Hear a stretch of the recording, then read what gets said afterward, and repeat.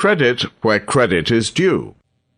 Unquestionably, Martin Luther was a great reformer to whom we owe, by God's grace, much of the freedom of worship, conscience, and speech that exists throughout the Western world today, in contrast, for example, to the almost total absence of such blessings in the Muslim and communist worlds.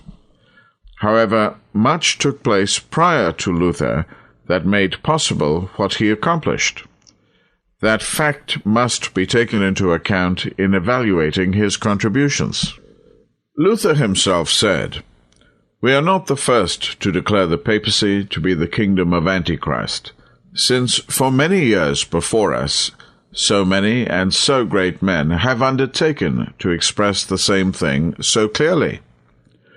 For example, in a full council at Rheims in the 10th century, the Bishop of Orleans called the Pope the Antichrist. In the 11th century, Rome was denounced as the See of Satan by Berean of Tours. The Waldensians identified the Pope as Antichrist in an AD 1100 treatise entitled The Noble Lesson.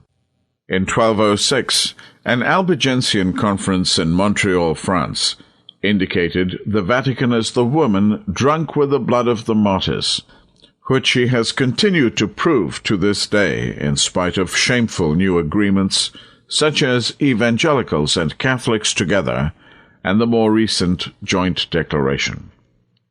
A movement among priests and monks calling for a return to the Bible began many centuries before Luther. The Reformation movement within the Roman Church can be traced as far back as Priscillian, Bishop of Avila.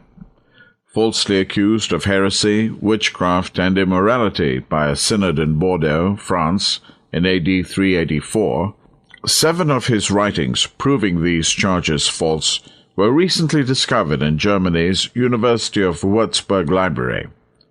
Priscillian and 6 others were beheaded at Trier in 385 AD. Millions of true Christians were martyred at the hands of the Roman Catholic Church in the succeeding centuries prior to the Reformation. Jumping ahead to the late 1300s, John Wycliffe, called the Morning Star of the Reformation, championed the authority of the Scriptures, translated and published them in English, while almost as fast Roman Catholics burned them, and preached and wrote against the evils of the popes and Catholic dogmas, especially transubstantiation. Influenced by Wycliffe, Jan Hus, a fervent Catholic priest and rector of Prague University, was excommunicated in 1410. He was burned as a heretic in 1415, 100 years before Luther and the Protestant Reformation, for calling a corrupt church to holiness and the authority of God's Word. In 1429, Pope Martin V commanded the King of Poland to exterminate the Hussites. Many others who lived even closer to Luther's time played an important part in preparing Europe for the Reformation.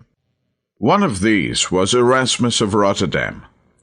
Because of his role in provoking Luther to write what some have called his masterpiece, The Bondage of the Will, this fascinating man, called by some historians the bridge to the Reformation, must occupy some of our attention. At the height of the Reformation, it was popularly said in Paris that Luther had only opened the door after Erasmus had picked the lock.